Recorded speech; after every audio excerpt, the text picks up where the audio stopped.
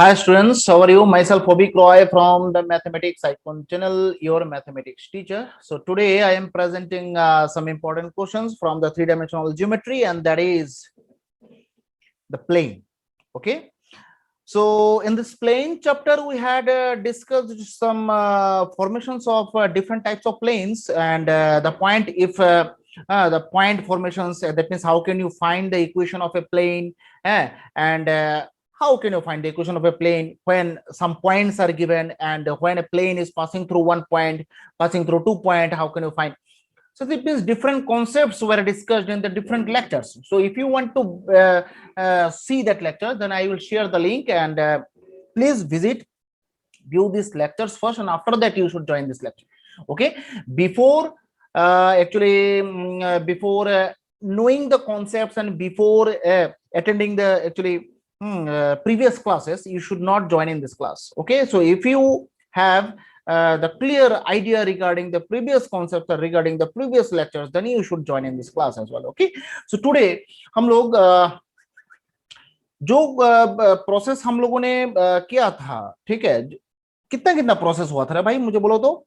एक है कौन सा प्रोसेस हुआ था, जस्ट रिकॉल करो। ठीक है, एक प्रोसेस तो ये हुआ था, कौन सा है भाई, बोलो तो। एक process A X minus X one plus B Y minus Y one plus C z minus z1 equals to 0. And now you tell me when this structure plane will be used. कब इस type का plane use होता है? जब किसी plane के ऊपर, that means कोई भी सरफेस के ऊपर एक पॉइंट लाई करता है, ठीक है, कोई भी पॉइंट हो, but the coordinate is what, x1, y1, z1.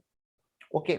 अब उसी प्लेन के ऊपर, उसी सरफेस के ऊपर कोई अगर ऐसा स्ट्रेट लाइन परपेंडिकुलर हो, तो वो स्ट्रेट लाइन जो है ना, मतलब प्लेन के ऊपर परपेंडिकुलर होगा। ठीक। सो दैट मींस उस कॉन्सेप्ट को यूज करके, उसी कॉन्सेप्ट को यूज करके एक प्लेन का इक्वेशन हम लोगों ने यहां पर बनाया था। और प्लेन का इक्वेशन क्या था, ये था, है कि नहीं। अब इसी चीज को मैंने शायद वेक्टर फॉर्म में भी लिख के दिया था। जैसे कि जहां तक मुझे याद है, मैंने आप लोगों को ये बोला था कि हियर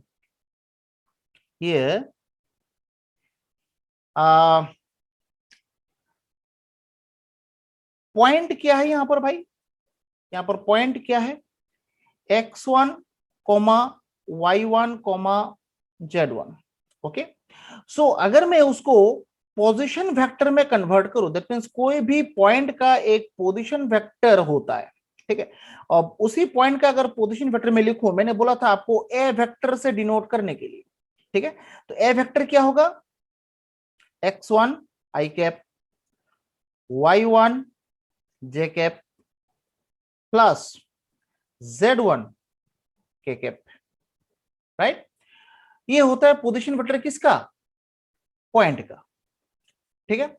और डायरेक्शन रेशियोज वेक्टर क्या होता है, बी वेक्टर से डिनोट किया जाता है। और यहां पर A B C are the direction ratios, that means A I cap plus B J cap plus C K cap, ठीक है।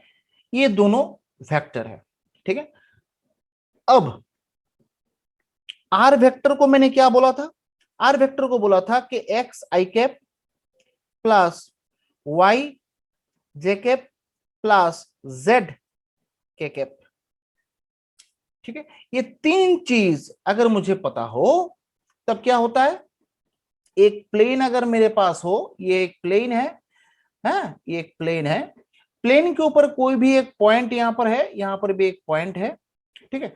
सपोज ये जो पॉइंट है ना, ये x, y, z है, और ये जो पॉइंट है ये x1, y1, z1 होगा, ठीक है।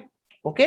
और सपोज एक लाइन इसके ऊपर परपेंडिकुलर है, प्लेन के ऊपर परपेंडिकुलर है, ये देखने में ऐसा लग रहा है, एक्चुअली ये ऐसा है, ठीक है, तो प्लेन पेपर में ड्रॉ कर रहे हो ना, इसलिए ये ऐसा दिखाई दे रहा है। ठीक है, तो अगर ये दो पॉइंट और एक लाइन यहां पर परपेंडिकुलर हो, और ये क्या होता है, इसको कैसे डिनोट किया जाता है, एन वेक्टर से। ठीक है ना, तो ये पॉइंट और इस पॉइंट का ये पोजीशन वेक्टर अगर मैं निकालना चाहूं, किसके रेस्पेक्ट में पोजीशन वेक्टर निकल जाता है भाई, ओ पॉइंट, दैट मींस ओ। अब ये पी होता है, ये ए होता है सपोज। ठीक है, तो यहां पर देखो पी पॉइंट दिखाई दे रहा है आपको साफ साफ, तो ओपी कितना होगा, ये होगा आपका OP, OP vector, that means ये। ठीक है, और ये x1 y1 z1, ठीक है, ये कौन सा है, ये ओ ए, ये ओ ए वेक्टर है, इसको हम लोगों ने नाम क्या दिया है, ए वेक्टर। अब अगर आपको एपी निकालना है, AP that means O A, arrow ऐसा होगा, ओपी ऐसा होगा, और एपी अगर निकालना है एरो ऐसा होगा। तो वेक्टर का जो ट्राइंगुलर एडिशन फॉर्म होता है उसका क्या होता है, ये एपी, एपी का इक्वेशन यहां पर क्या होगा, वेक्टर फॉर्म में क्या बोला था मैंने, ओपी माइनस ओ ए, है कि नहीं। So that means R vector minus A vector, ये वेक्टर एडिशन फॉर्मूला। ठीक है, तो आप लोगों को ये क्लास 11 में मिला है, हम लोगों ने भी डिस्कस किया है, आर माइनस ए, तो दैट मीन्स ये एपी वेक्टर है। नाउ नाउ ये जो एपी वेक्टर आपको दिखाई दे रहा है, ये एन वेक्टर के साथ तो परपेंडिकुलर है। ये देखो एपी एक स्ट्रेट लाइन है, ऐसे यहां पर पड़ा हुआ है प्लेन के ऊपर।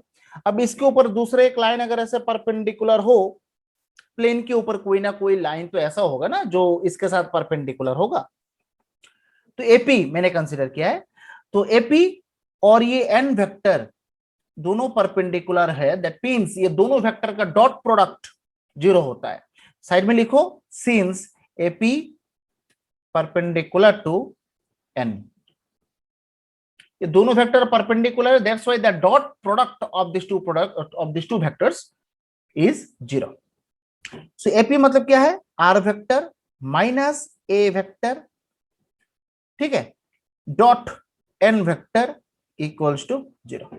Now if you multiply this thing, r vector dot n vector equals to a vector dot n vector, right? तो ये जो स्ट्रक्चर, ये वेक्टर फॉर्म में इस स्ट्रक्चर को जो इक्वेशन है उसको ऐसे भी हम लोग रिप्रेजेंट कर सकते हैं। सो दैट मींस ये जो इक्वेशन आपको दिखाई दे रहा है, ये इक्वेशन और ये इक्वेशन दोनों सेम ही है, ये कार्टेशियन फॉर्म है और ये वेक्टर फॉर्म है। अब क्वेश्चन में जब सॉल्व करोगे आप, उसमें that will not be given that you should solve, you should actually follow the vector procedure. Just you need to find the answer, you need to find the equation of the straight line and whatever it is, but the procedure will not be given, okay, by the examiner. Just you should follow the same thing here, okay. तो चलो भाई एक question करते हैं, ठीक है, एक question करते हैं, लिखो। एक क्वेश्चन है, suppose find the equation of the plane, find the equation of the plane, find the equation, find the equation of the plane, plane का इक्वेशन तुम्हें निकालना है, प्लेन का इक्वेशन, इसमें थोड़ा रिवाइज भी हो जाएगा, ठीक है। Plane find the equation of the plane passing through the point, passing through the point, एक पॉइंट से पास होता है, और पॉइंट का कोऑर्डिनेट भी क्वेश्चन में गिवन है। और क्या चाहिए तुम्हें, है पॉइंट का कोऑर्डिनेट गिवन है तो और क्या चाहिए, और कुछ चाहिए क्या तुम्हें, हाँ, तो 1, so this is the point, okay, and normal to the line, and normal normal मतलब परपेंडिकुलर, ठीक है, normal to the line, joining, normal to the line joining the points, joining the points क्या क्या है, 3, 4, 3, 4, -1 and and 2, -1, 5, 2, -1, 5. So that means यहां पर question में बोला गया कि you need to find the equation of a plane which is passing through a particular point. That means ये प्लेन है, उसके ऊपर एक पॉइंट लाई करता है जिसका कोऑर्डिनेट क्वेश्चन में गिवन है, दिस वन. ठीक है, अब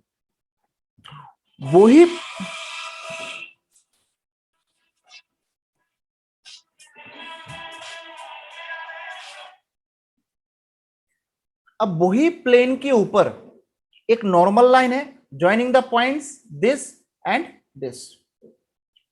ठीक है, अब उसी प्लेन का इक्वेशन तुम्हें निकालना है. ठीक है, हो गया.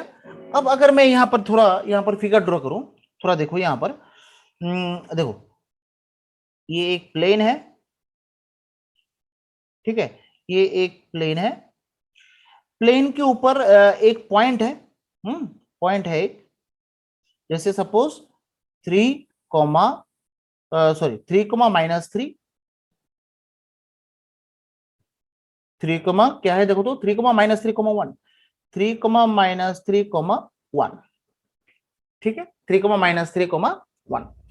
और यहां पर एक पॉइंट है suppose x, y, z. x, y, z ये तो रहेगा ही भाई. ये तो रहेगा ही. अब एक नॉर्मल है,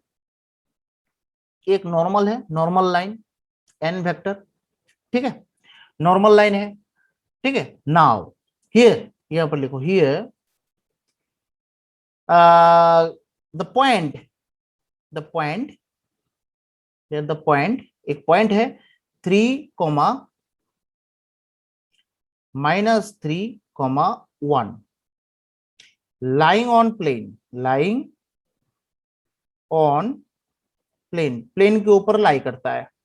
सो ए वेक्टर इक्वल्स टू, अब जो पॉइंट प्लेन के ऊपर लाई करता है उसी को तो हम लोग ए वेक्टर लेते हैं ना. सो दैट मींस ए वेक्टर यहां पर क्या होगा, 3i cap -3 j cap plus k cap. ठीक है, ये है ए वेक्टर. ठीक है, नाउ the perpendicular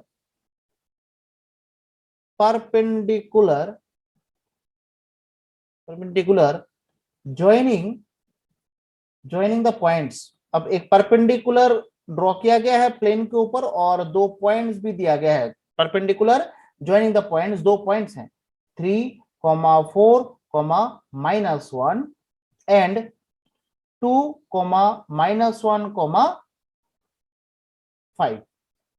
ठीक है, so direction ratio of perpendicular line, direction ratio of perpendicular. ठीक है, तो डायरेक्शन रेशियो ऑफ परपेंडिकुलर क्या होगा, देखो ये दो पॉइंट है, अब ये दो पॉइंट है. ठीक है ना, तो अब दो पॉइंट का डायरेक्शन रेशियो यहां पर क्या होगा उस लाइन का, देखो 3, -2, 4, -1 एंड -1, -5. देयर इज क्या होगा 1, 5 and -6. Now you can see the direction ratio of the perpendicular line. That means ये जो लाइन दिखाई दे रहा है ना आपको, ये इस लाइन का डायरेक्शन रेशियो क्या है 1, 5, -6. So if you know the direction ratio of any line, then उस लाइन का जो वेक्टर फॉर्म है क्या होता है, A I cap plus B J cap plus C K cap. ठीक है, होता है ना. तो यहां पर एबीसी का वैल्यू क्या है भाई 1, 5, -6. so that means ए की जगह 1 I cap plus B J cap, that means 5 J cap -6 K cap. ठीक है ना. अब डायरेक्शन रेशियो को लेके एक vector equation, that means line का इक्वेशन कैसे निकाला गया है, ये तो हम लोगों ने डिस्कस किया था in the last lecture. in the few lectures actually we had discussed multiple times. Okay, so if you have any queries, if you have any doubt in this part, then you can ask me the question. I will prepare another video for these things. Okay, कैसे एक direction ratio जो है ना लेके, direction ratio को लेके line का equation बनाया जाता है, वो हम लोग डिस्कस करेंगे उसमें। ठीक है, अच्छा, तो ये हम लोगों ने डिस्कस कर लिया है ऑलरेडी। ठीक है, डिस्कस हम लोगों ने यहाँ पर ऑलरेडी कर लिया है। ठीक है, ठीक तरह से फर्स्ट 2-3 लेक्चर जो है ना उसमें देखना, उसमें आपको पता चल जाएगा। ठीक है, और I will share the link also in the description box, you can see the link. Okay, you can go through the link, you will get the video as well. Okay, यहां पर क्या गया, एन वेक्टर पता हो गया, अभी ए vector भी पता है। Now equation of the plane का इक्वेशन वेक्टर फॉर्म में क्या होता है, R vector dot A vector R minus A, sorry not A vector, N vector होगा, ए एन वेक्टर होगा, N vector equals to A vector dot N vector. ठीक है, अब आर वेक्टर तो ये आपको पता है, आर वेक्टर क्या है, आर वेक्टर रहने दो, आर वेक्टर यहां पर रहने दो, आप उसको कुछ न मत करो, ऐसे ही रखो, आर को आर ही रखो, आर को और क्या लिखे, आर तो क्या लिखे, जैसे नॉर्मल कार्टेशियन इक्वेशन में एक्स वाई जेड होता है, उसी तरह वेक्टर फॉर्म में आर वेक्टर होता है, क्योंकि यहां पर you can see R vector means what, R vector means what, उसको हम लोग क्या लिखते हैं, X I cap plus Y J cap plus Z K cap. ठीक है, ओके, हो गया। तो यहां पर आर वेक्टर, वेक्टर फॉर्म में आर वेक्टर रहेगा और कार्टेशियन फॉर्म में एक्स वाई जेड रहेगा। ठीक है, तो आर वेक्टर रहने दो। एन वेक्टर यहां पर क्या है, I cap plus 5 J cap minus 6 K cap. ठीक है, equals to A vector dot N vector, A vector तो पता है आपको 3 I cap minus 3 J cap plus K cap dot N vector, N मतलब यहां पर कितना हो गया भाई, एन एन एन एन का है ये this one, I I plus 5 J minus 6 के।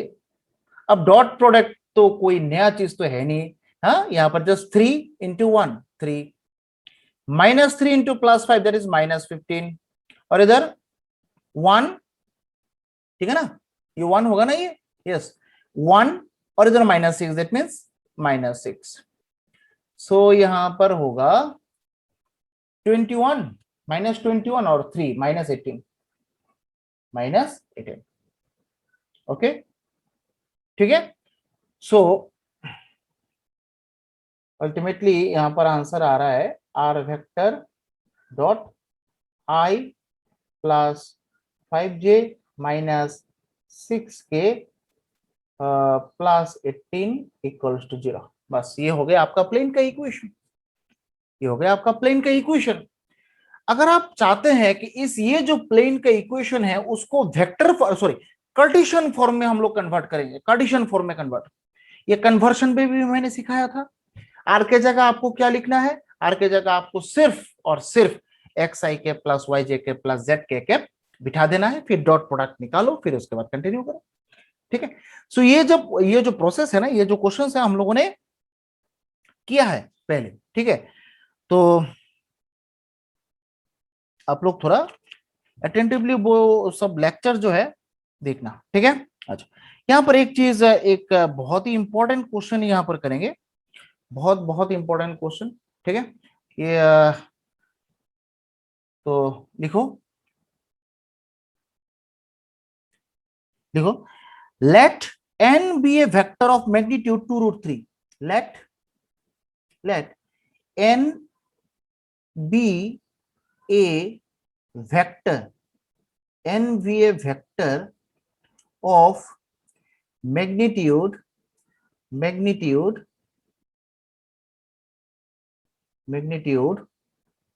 2√3। ठीक है, such that it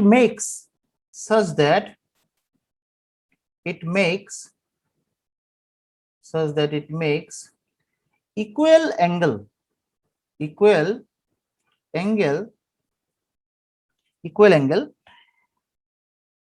with the coordinate axis, with coordinate axis. ठीक है, coordinate axis. Find the vector in the Cartesian form. Find the vector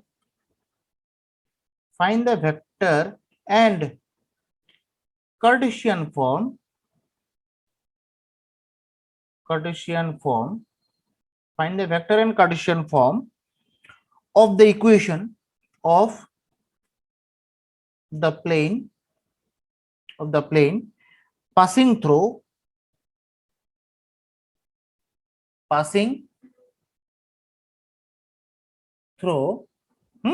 एक point से पास होता है एक प्लेन, ठीक है, पासिंग थ्रू 1, -1, 2, 1, -1, 2, ठीक है, and normal to N vector, and normal जैसे परपेंडिकुलर, ठीक है ना, नॉर्मल टू एन वेक्टर. देखो ये क्वेश्चन देखने में बहुत खतरनाक दिखाई दे रहा है, ठीक है, बट इतना कॉम्प्लिकेटेड क्वेश्चन है नहीं, ठीक है. यहां पर देखो एकदम क्लियरली देखो, यहां पर let n be a vector of magnitude 2√3. Now the question is how can you find the magnitude of any vector. जैसे सपोज लेट, यहां पर लिखो लेट एन वेक्टर को हम लोग कैसे रिप्रेजेंट करते हैं, A I cap plus B J cap plus C K cap. ठीक है ना. अच्छा, तो यहां पर एक चीज यहां पर आप बोलो तो मॉड्यूलस ऑफ एन वेक्टर, यहां पर क्या होगा, मॉड, किसी भी वेक्टर का मॉड क्या होता है, रूट आई का कोफिशिएंट स्क्वायर प्लस जे का कोफिशिएंट स्क्वायर प्लस के का कोफिशिएंट स्क्वायर. बस हो गया, मैग्नीट्यूड निकल गया किसी वेक्टर का. ठीक है, अब थोड़ा यहां पर नोटिस करो. नाउ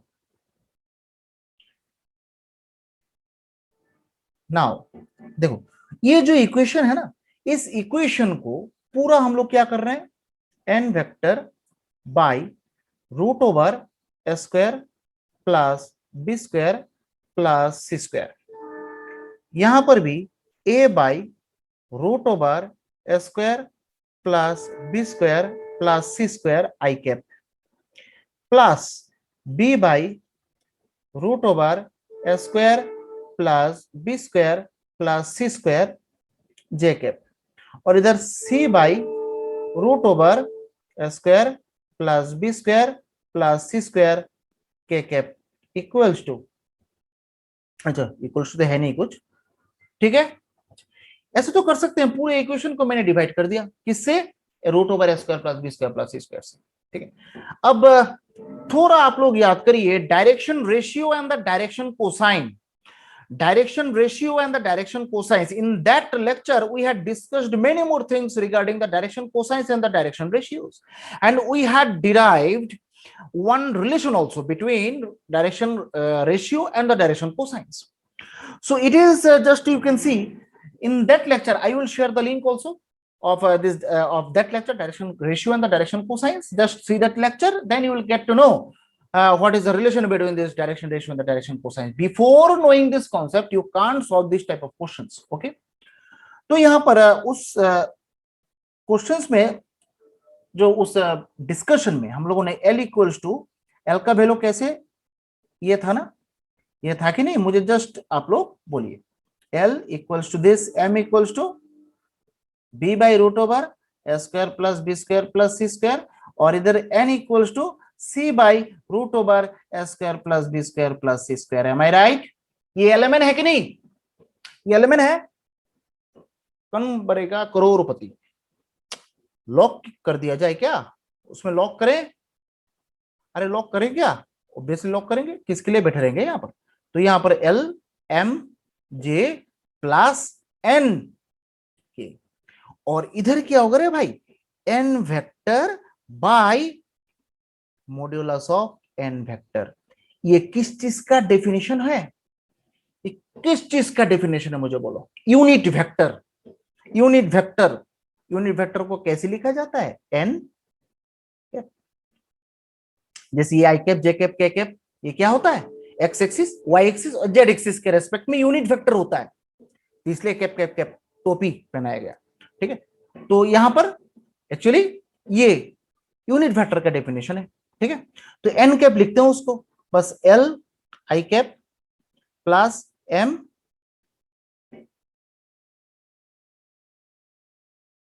अच्छा यहां पर अच्छा एक काम करो। हाँ यहाँ पर देखो, एन कैप मत लिखो उसको, क्योंकि एन कैप देखे हम लोग क्या करें, मुझे तो चाहिए एन वेक्टर ना, तो यहाँ पर एन वेक्टर हाँ इक्वल्स टू, ये देखो मैग्नीट्यूड ऑफ एन का वैल्यू कितना गिवन है क्वेश्चन में? मैग्नीट्यूड ऑफ एन का वैल्यू कितना गिवन है क्वेश्चन में? 2√3। बस 2√3 बिठाओ, ये 2√3 डायगोनल मल्टीप्लाई उधर होगा तो क्या हो जाएगा रे भाई? 2√3 उधर चला जाएगा और ब्रैकेट में रहेगा l i cap plus m j cap plus n k cap. लो भाई निकल गए, इसको कुछ इक्वेशन नंबर देके रखो, ये जरूरत होगा, कुछ ना कुछ यहां पर यूज होगा। ठीक है, अब क्वेश्चन में जाओ। equal angle with the coordinate axis, if any line makes equal angle with the coordinate axis, then I think the direction cosines will also be same। अगर कोई भी लाइन कोऑर्डिनेट एक्सिस के साथ सेम एंगल बनाता है, then I think alpha beta gamma same होगा। If the alpha beta gamma values are same, then cos alpha cos beta cos gamma values will also be same। If the cos alpha cos beta cos gamma are same, then L M N same, right? Okay, यहां पर लिखो since एक चीज हम लोग जानते हैं, L square m square plus n square equals to 1। ठीक है, लोगों ने सब कुछ ये प्रूफ किया है, मैं लिंक शेयर कर दूंगा, आप लोग देखिएगा उसको ठीक तरह से, बहुत ही इंपॉर्टेंट लेक्चर है ये। ठीक है, तो एल स्क्वायर मतलब कॉस स्क्वायर अल्फा, और ये होगा कॉस स्क्वायर बीटा, और ये होगा cos square gamma equals to 1। तो यहां पर तो आप बोल रहे हैं कि यहां पर अल्फा बीटा और गामा तीनों सेम है, इक्वल एंगल बनाया गया कोऑर्डिनेट एक्सिस के साथ, तो अल्फा बीटा गामा तो सेम है, तो cos alpha cos beta cos gamma भी सेम होगा। दैट मींस ये cos square alpha plus cos square alpha plus cos square alpha equals to what? 1। 3 cos square alpha equals to क्या होगा? 1 cos alpha equals to 1/√3। अब बोलोगे sir यहाँ पर plus minus तो दे सकते हैं, प्लस माइनस तो दे सकते हैं। अच्छा यहाँ पर देखो, ये जो क्वेश्चन है such that it makes equal acute angles थोड़ा ऐड कर दो। ठीक है, एक्यूट थोड़ा ऐड कर दो यहाँ पर। ठीक है, एक्यूट एंगल्स, तो एक्यूट एंगल्स होने से लेस देन 90 डिग्री होगा। दैट मीन्स फर्स्ट क्वाड्रेंट का केस होगा, और फर्स्ट क्वाड्रेंट में सिर्फ क्या होता है? पॉजिटिव वैल्यूज निकलता है, तो यहां पर तो प्लस माइनस होना चाहिए, लेकिन हम लोग प्लस वाला कंसीडर करेंगे। ठीक है, क्योंकि cos अल्फा इक्वल्स टू 1/√3, तो यहां पर लिखो since alpha less than 90 degree. अब अल्फा हो बीटा हो गामा हो, कोई भी यहां पर लेस देन 90 डिग्री होगा। लो cos अल्फा का वैल्यू मिल गया। अब cos अल्फा का वैल्यू मिला तो यहां पर L का वैल्यू 1/√3। अब एल एम एन तो इक्वल है रे भाई, तो l m n equal to तीनों का वैल्यू 1/√3 मिल गया। एल एम एन तीनों का वैल्यू 1/√3 है ना। अब from equation number 1, so from 1, ठीक है, फ्रॉम 1 क्या मिलेगा आपको? सो फ्रॉम 1 ऐसे लिख लो, सो फ्रॉम 1, ठीक है, सो फ्रॉम 1, लो भाई, सो फ्रॉम 1 क्या होगा? n vector equals to, finally आपको n वेक्टर मिल गया 2√3 ब्रैकेट में 1/√3 i cap 1/√3 j cap 1/√3 k cap. लो रे भाई निकल गया। अब √3 कैंसिल, तो that means 2 i cap 2 j cap 2 k cap. लो n वेक्टर मिल गया। अब लो n वेक्टर मिल गया और पासिंग थ्रू द पॉइंट तो गिवन ही है 1, -1, 2, ठीक है ना। तो यहां पर लिखो, ये भी मिटा दो। अब जो भी पॉइंट से पास होता है उस पॉइंट का पोजीशन, जो वेक्टर है, पोजीशन वेक्टर है, उसको किससे डिनोट किया जाता है? A vector. तो लिखो यहां पर A vector according to the question, ऐसे लिखना है, according to the question A vector equals to this, ऐसे लिखो, ठीक है, ठीक है। Here A vector equals to 1 i cap -1 j cap plus 2 k cap. So equation of the plane, equation of plane, plane का इक्वेशन फॉर्मूला क्या होता है? r vector dot n vector equals to a vector dot n vector. लो बिठा दो भाई सबका value, r तो r ही रहेगा, r को चेंज मत करो। You are finding the vector formation of any straight line, तो that means you should use this r। But हाँ, if you want to convert this vector equation to the Cartesian form, then in place of r you should use x I cap plus y j cap plus z k cap। ठीक है, हर जगह, हर एक question, हर जगह आपको यही concept use करना है, ठीक है। तो n वेक्टर यहां पर क्या होगा? 2 i cap plus 2 j cap plus 2 k cap। और यहां पर ये दोनों का यहां पर आपको vector form, that means A vector यहां पर क्या है? A vector i cap minus j plus 2k dot product है, क्या होगा? 2i plus 2j। यार जगह नहीं होता यहाँ पर, ठीक है।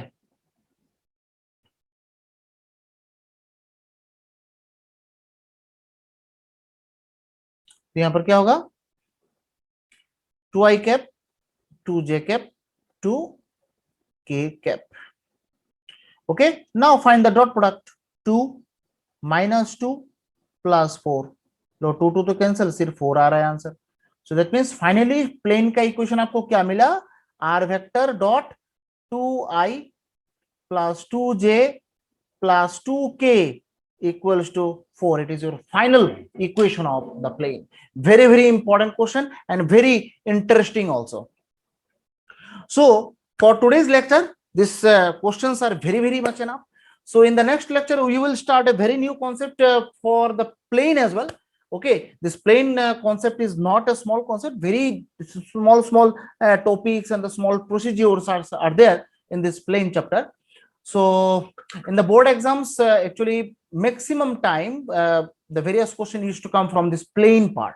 Okay, so that's why you should solve the different questions, different level questions from the plane. Okay, so that you can feel little bit confident that no, I am just I'm very much confident in this plane part in this three-dimensional geometry. Okay, so for today that's enough. Let's meet in the next lecture.